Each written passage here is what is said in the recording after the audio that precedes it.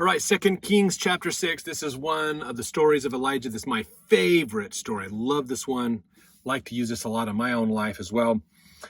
Some really cool stuff we get to get into today with this one. So some more fun miracles and amazing things with Elijah.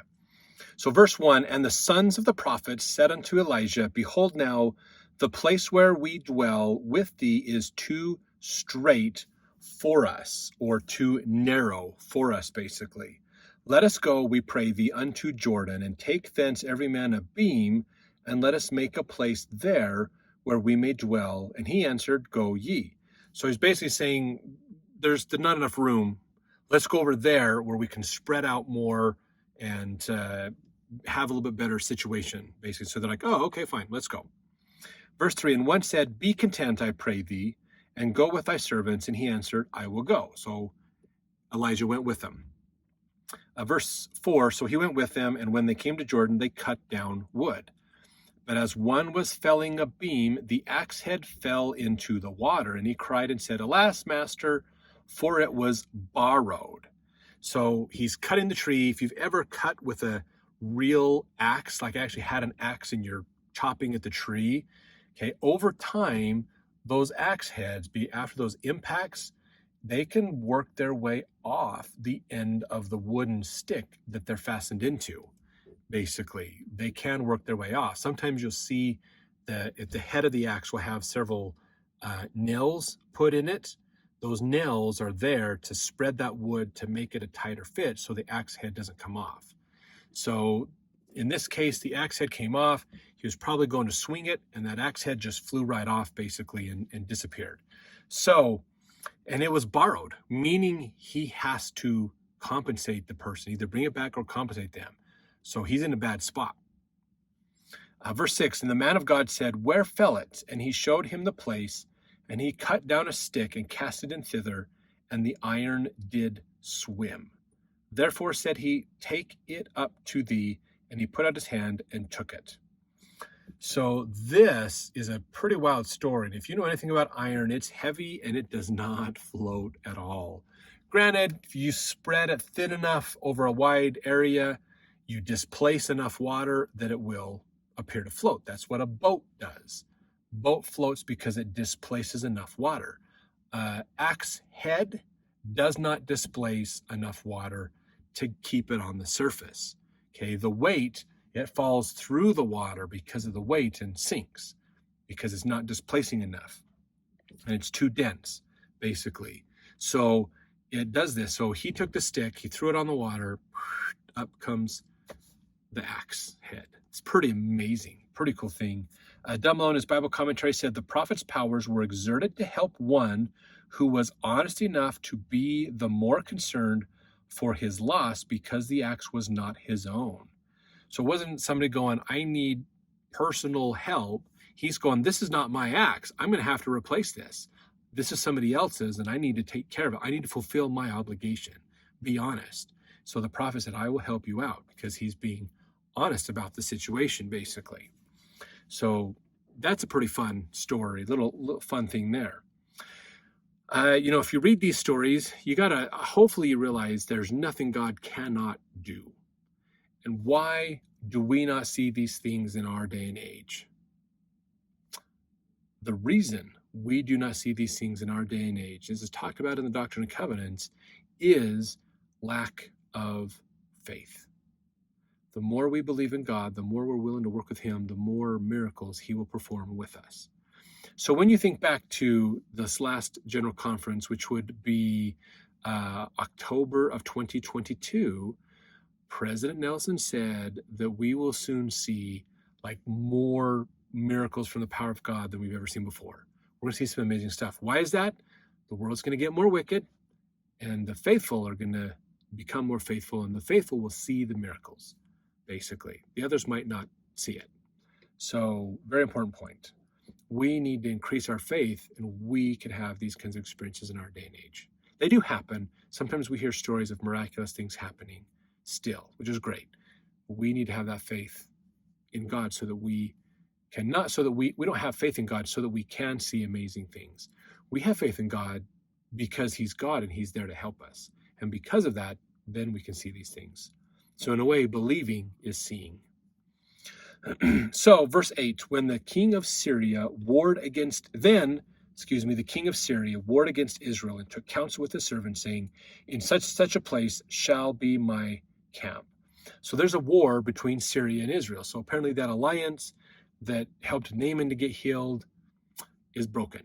There's some kind of conflict. We don't know what it is, but it doesn't take much to trigger these two nations. We don't know who started this war, but it's there. They're fighting. The king is now telling his main servants, here's where we're going to camp. Verse 9, and the man of God sent unto the king of Israel, saying, beware that thou pass not such a place, for thither the Syrians are come down. So Elijah gets this revelation from God going, hey, Syria's going to camp over here because they're lying in wait to basically snag you. So don't go that way. Verse 10, and the king of Israel sent to the place which the man of God told him and warned him of, and saved himself there, not once nor twice. So this has happened several times when Elijah has seen a revelation from God, he gave it to the king of Israel, and it spared Israel from the Syrians. Verse 11, therefore the heart of the king of Syria was sore troubled for this thing. And he called his servants and said unto them, will ye not show me which of us is for the king of Israel? So, this seems quite logic, honestly. The king of Syria is going, which one of us is the traitor? Who's the snitch? Who is leaking our mail to the king of Israel? Because we're laying these traps to try to catch the king of Israel, and he's not falling for him. Somebody has got to be telling him ahead of time. That just seems logical because, again, he's thinking worldly. He's not thinking spiritually. It just seems logical that somebody on my staff is the traitor, is lying and sneaking everything to Israel.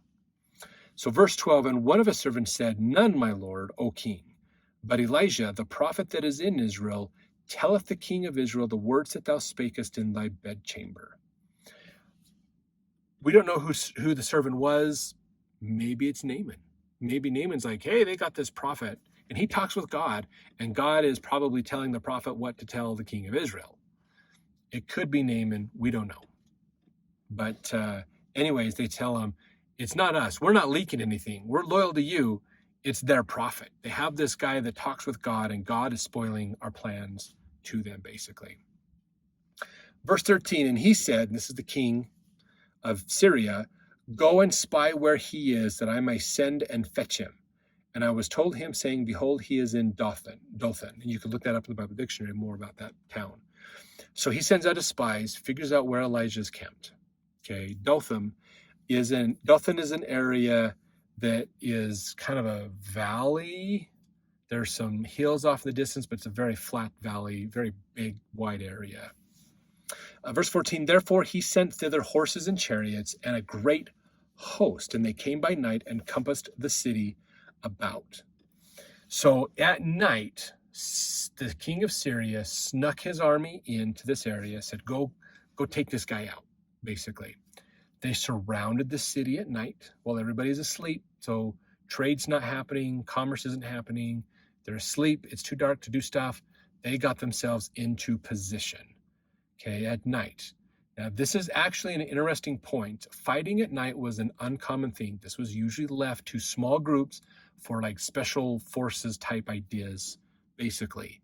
To have your entire army move at night was tough because, again, you either carried a bunch of torches to see where you're going, which gives off your position to the enemy, or you do it in the dark. And that's treacherous because you can trip on rocks, you can fall over, it doesn't take much because you don't have regular hustle and bustle. You don't have movement. There's no animals making noises. It's quiet at night. So it's easier to be discovered and it's harder to do things. And you wanted, of course, give your army a chance to rest, which was at night where they couldn't see. So then they could fight when they can see, basically. But they sneak them in. And this is actually something that Assyria, not Syria, but Assyria, this nation that we're going to be learning about here in a little bit more, did. It's something that they did, but this is happening before then. Now, Assyria, the nation, is around. So they could have, the Syrians could have learned this from Assyria, possibly because Assyria is around at this time frame, basically. They're not big, not a massive army yet, but they're getting there. We're going to talk about them in here in a little bit. But anyways, they got there, they surrounded the city, basically. Verse 15, when the servant of the man of God was risen early, this is probably not the Gehazi, man, I just forgot his name, it just left me, but it's probably a different servant, basically. He said, the servant of the man of God was risen early, and gone forth, and behold, an host compassed the city, both with horses and chariots. And his servant said unto him, alas, my master, how shall we do? So the servant goes out to get things ready for the day, and he notices that the whole area is surrounded, basically, by the Syrian army. And he's like, oh, crap, we're screwed. This is not good. We've been surrounded. You know, what happens in these types of situations? They just come in and destroy you. So verse 16, and he answered, this is Elijah going, fear not, for they that be with us are more than they that be with them. And I'm sure the servant was like, what? What are you talking about? Who's with us? This is where I can see the Syrian army. They're all around us. Who's with us? Verse 17, and Elijah prayed and said, Lord, I pray thee, open his eyes that he may see. And the Lord opened the eyes of the young man, and he saw. And behold, the mountain was full of horses and chariots of fire round about Elisha. So in this area, basically surrounding where Elijah is the hosts of God, basically the army of God, chariots and horses. They all look like they're on fire because they're bright, a spiritual army, basically. Now, here's the thing is they're right there, but the servant couldn't see them. Okay, the servant's using physical eyes to look at things. Elijah had learned using the spirit to discern spiritual things. There is an entire spiritual realm existing right here with us. If you think about it from a scientific standpoint, it's a different dimension of space and time that we have. It is a higher dimension, if you will, a more pure, refined dimension. So here's the thing is, it's here. There are spirits around us all the time. Okay, we just can't see them with our physical eyes. They require spiritual discernment. Elijah saw him and knew not to be afraid. His servant couldn't see him, so his servant was, with that prayer, his eyes were open where he could see these, basically. So verse 18, when they came down to him, Elisha prayed unto the Lord and said, smite this people, I pray thee, with blindness. And he smote them with blindness according to the word of Elijah. So when the army came down to get Elijah, they all went blind. And verse 19, and Elijah said unto them, this is not the way, neither is this the city. Follow me, and I will bring you to the man whom ye seek. But he led them to Samaria. So he basically said, no, you guys are in the wrong place. This isn't right. But I'll tell you what, you can't see. They're all like, we can't see what's going on. We don't know. I'll tell you what, follow me. So this group went with this whole host, this large host, basically. We don't know exactly how many, but a host was usually a pretty big amount. He led them to Samaria, which is another part of Israel, basically Israeli-controlled area. Verse 20, and it came to pass when they were come into Samaria that Elijah said, Lord, open the eyes of these men that they may see. And the Lord opened their eyes, and they saw, and behold, they were in the midst of Samaria. Now this has got to be disconcerting to them. They thought they were on an outskirt area. They could get in and out, get this Elijah guy taken care of, and take him back to Syria and deal with him. They're in a heartland area of Israel. They're in the middle of an enemy camp, kind of a thing, basically. They're out there, not literally in the middle of an enemy camp, but they are in like a main area where Israel would have their presence. Verse 21, and the king of Israel said unto Elijah, when he saw them, my father, shall I smite them? Shall I smite them? So he led them to where the king of Israel is, which means he has his army with him. Verse 22, and he answered, thou shalt not smite them. Wouldst thou smite those whom thou hast taken captive with thy sword and with thy bow? Set bread and water before them, that they may eat and drink and go to their master. So Elijah said, the king of Israel was like, holy crap, there's suddenly a bunch of Syrian army coming in here, and Elijah's leading them. What's going on? He's like, should I kill these people? Are they coming after you? What's happening? And Elijah's like, no. These are prisoners. basically. You don't kill the prisoners. You don't take these people. They're your hostages. He says, look, just set some bread and water in front of them, okay? Let them eat, and then let them go back home. They're fine. Oh, okay, so the Israelites took care of them, and they left. I mean, could you imagine being one of these Syrian military people going, crap, I can't see, and all of a sudden you wake up, oh, I can see finally, and when you can see, you realize you're like led into the enemy's camp, and so you're basically surrounded. You're basically done. You are taken captive. Verse 23, and he prepared great provision for them, and when they had eaten and drunk, he sent them away. And they went to their master, so the bands of Syria came no more into the land of Israel. So it seems like this idea of treating these people nicely and sending them on their way, that, the Syria is like, oh, okay, Israel doesn't hate us. They're not trying to just, find ways to kill us and destroy us. So we should be nice back. We should be nice back. So being nice to them made them nice to us. That's great. That's what we want. Now verse 24, things have changed. And it came to pass after this that Ben-hadad, king of Syria, gathered all his hosts and went up and besieged Samaria. So we don't know, again, how much time there was between verse 23 and verse 24. But at some point, Syria comes back and decides, we're going to go occupy Samaria, take this out. Now, Josephus actually gives us some information about this. Josephus is a Jewish historian who lived at the time of Christ. He's kind of a noted historian of that time, and he helps us understand a lot of different contexts from Old Testament times and New Testament times as well from his writings. He says here, now when these men were come back and showed Ben-hadad how strange an accident had befallen them, and what an appearance and power they had experienced of the God of Israel, he wondered at it, as also that prophet with whom God was so evidently present.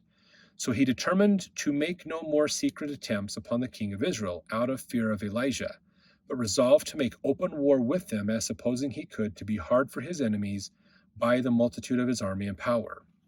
That was in Antiquities of the Jews, book 9, chapter 4. So basically what Josephus tells us is the king of Syria was sending out small groups of people to try to capture the king of Israel. So not necessarily open war, but sneaky war. This would be like CIA type stuff. We're going to infiltrate in, we're going to hide, and when the king of Israel comes by, we're going to jump him, kill his men, get rid of them basically, and take him captive. They have a goal, they have a purpose for doing this basically. And when this group came back and realized, no, we can't even go after the prophet. We heard the prophets telling the king of Israel what you're doing. God's listening to what you're saying in secret and telling them where you're going to be. So God's spoiling your plan. And now we can't even go after the prophet because look at what happened. This is like a miracle that he got saved. So he's like, okay, I'm going to pull these secret groups back. I'm going to pull these small bands back, and we're just going to go flat out. So there probably wasn't a lot of time between 23 and 24, just the time to make the change in plans. But now he's going, okay, plan A was to capture the king of Israel. Plan B, open war. If it's just flat out army against army, we negate the need for them to consult the prophet because our army is bigger. We're just going to overwhelm them, and they're going to know we're coming anyways, but we're just going to take them out by force, by numbers, basically. So that's going to negate them having to have God tell them our secrets, basically. Because it won't matter if they know we're coming or not. We'll just overwhelm them with our force. So verse 25, and there was a great famine in Samaria, and behold, they besieged it, until an ass's head was sold for 80 pieces of silver. So here's something that's interesting, okay? There was already a famine in the land. There was already droughts, problems, food, crop failures, problems were happening. A lot of stuff going on, okay? That was, you could call it climate change, if you will, or whatever, but there's a lot of things happening, and it was causing problems in Samaria already. Then Syria besieged it, okay? Now, this is something that's really interesting because, again, siege warfare was something that historically has been seen primarily as the Assyrian army really is the one that perfected this. Not saying they started it. Syria could have learned from Assyria about this, or maybe Assyria learned from Syria about this. Siege warfare was a very common thing for Assyria to do. Basically, they just surround your city and they let you starve to death. When you're too weak to fight, then they come in and take you out. So that's what it is. We're just going to wait until you run out of resources and are starving, and then we're going to attack when you basically can't fight back. And so it says in here that it took so long that an ass's head was sold for 80 pieces of silver. Now, you might think, why is this an important thing? Okay. Eating a donkey was not seen as kosher or acceptable to do. They're starving so bad, they're eating anything that's alive, basically. And not just anything that's alive, okay? They're eating the hindquarters and the flanks, and where we think of like a cow with normal steak and ground beef and all these things. They've already eaten all that. The head is all that's left. And so they're cooking the head to eat the meat from around it. If you've ever watched Alone, this is not an uncommon thing where they will eat the meat around. They'll boil the head of an animal. If they get a large game animal, they'll eat that meat as well. It's protein. There's still stuff there. Eyes have protein and nutrients in them, other things like that. The tongue, a lot of tongues have nutrients in them. The lips of the animals, there's a lot of other nutrients. And so they're so destitute that they're not just eating unclean animals. They're eating everything about it. And so the head of a donkey, which is under normal conditions not allowed to be eaten at all, is going for a high price. They're that destitute, okay? Now, the next one's interesting. 1/4 part of a cab of dove's dung for 5 pieces of silver. Dove's dung. They're eating bird poop. How hungry do you have to be to eat bird poop? Oh my gosh. Okay, and realize 5 pieces of silver, okay, 1/4 part of a cab. So this is interesting. Now, Dummelow's commentary, he says a cab of dove dung would be a little less than 2 quarts. 1/4 part then would be about 1 pint. A pint of bird poop going for 5 pieces of silver. It just sounds ridiculous to us in our day and age. I mean, what would you think? How hungry would you have to be? I'd love to hear your comments and thoughts on this. I mean, you just imagine that. How hungry would you have to be to think that a pint of bird poop sounds good?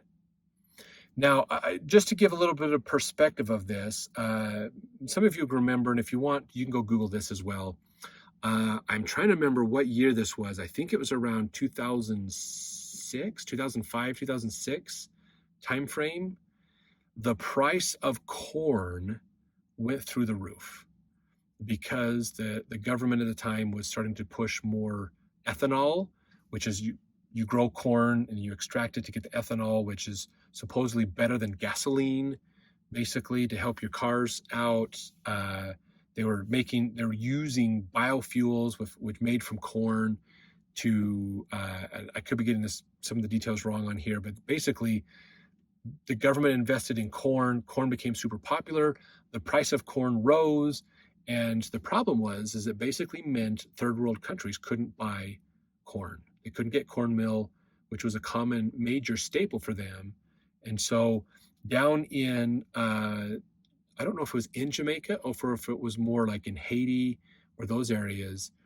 But back then, they basically ran out of grains, out of corn and cornmeal and stuff, because it got so expensive that they couldn't afford to bring it to them. They couldn't use it. So the farmers were selling everything out to these people who wanted to do biofuels and all these other things. So they're getting this higher price. So the people were starving, basically, because they couldn't get this main supply of food was gone. So there were people that were going out. They would get dirt and water, make a mud cookie, bake it in the sun, and then sell a mud cookie for others. And people were buying them. People were buying a mud cookie so they could eat something. They're eating dried mud. Now, most of us haven't eaten dried mud since we were like 3 or 4 years old playing in a sandbox or something. But the thing is, making those mud pies and things. But how hungry do you have to be that you're willing to just eat mud, or bird poop, basically? It is bad. This famine is horrible. This sieging of Samaria, this area, is terrible. Terrible what's happening. So verse 26, as the king of Israel was passing by upon the wall, there cried a woman unto him, saying, help my lord, O king. And he said, if the Lord do not help thee, whence shall I help thee? Out of the barn floor or out of the wine press? So what he's saying here basically is, I can't help. It's up to God to help us. There's nothing I can do for you as a king. There's nothing I can do. So verse 28, and the king said unto her, what aileth thee? And she answered, this woman said unto me, give thy son that we may eat him today, and we will eat my son tomorrow. So this lady is distraught because she's saying, look, this other lady said, I'll tell you what, let's eat your son today and we'll eat my son tomorrow. That's how hungry they are. They're cannibalizing their own people, which is against the commandments of God. That's hungry. That is hungry. There was an airplane crash, and I don't remember what the name of the airplane crash was, but there was an airplane crash in the Arctic, I want to say, very snowy place. And when they finally got rescue crews up there, the people were eating each other. Basically, they were so hungry from this plane. So they're flying in a plane, going somewhere for vacation, going to visit family, on business trips, whatever. It crashes. It's up in the Arctic area, probably like in Himalayas or something like that. So it takes a long time for the word to get out that they've crashed, and then to get a rescue crew up there to help them. In the meantime, these people are in survival mode. They're trying to survive, and they're starving. And so they resulted to cannibalism. They started to eat the dead. They started eating people that were on that plane with them because of how hungry they were. Crazy to get to that point. But that's where they are at. It's that dire, basically. Now, verse 30, and it came to pass when the king heard the words of the woman that he rent his clothes, meaning he tore them, and he passed by upon the wall, and the people looked, and behold, he had sackcloth within upon his flesh. So he's got his kingly robes, or probably his military garbs on, because they're being sieged, basically being waited out by an enemy. But underneath them, he's wearing sackcloth, which is very rough. It's a potato sack, basically. Put a potato sack on against your bare skin and see how that feels as you walk around. It doesn't feel good. It's really scratchy and itchy. And he says, verse 31, then he said, God do so and more also to me, if the head of Elisha, the son of Shaphat, shall stand on him this day. But, verse 32, but Elijah sat in his house, and the elders sat with him, and the king sent a man from before him. But ere the messenger came to him, he said to the elders, see ye how this son of a murderer has sent to take away mine head? So basically they're saying, maybe if we kill Elijah, he has done this to us. He's the reason this is this way. He's the communing with God, and God's not helping us, so it's his fault. Let's go behead Elijah. Bring me his head. So they go to bring him his head, basically. And so Elijah's telling him, see how the son of a murderer has sent to take away mine head? Look, when the messenger cometh, shut the door, and hold him fast at the door. Is not the sound of his master's feet behind him? So that he's saying, shut the door. This guy's going to come, basically, as a messenger, but he wants my head. The king has an order out against me. Verse 33, while he yet talked with them, behold, the messenger came down unto him, and he said, behold, this evil is of the Lord. What should I wait for the Lord any longer? So this is they've lost their patience with God. God's not helping them. And it's not that God's probably not wanting to help them. God wants to help them most likely, but they are not repentant. They are not seeking faith. So they're not following the proper steps to come to God, is what it most likely is. So let's jump to chapter 7 to finish this story out.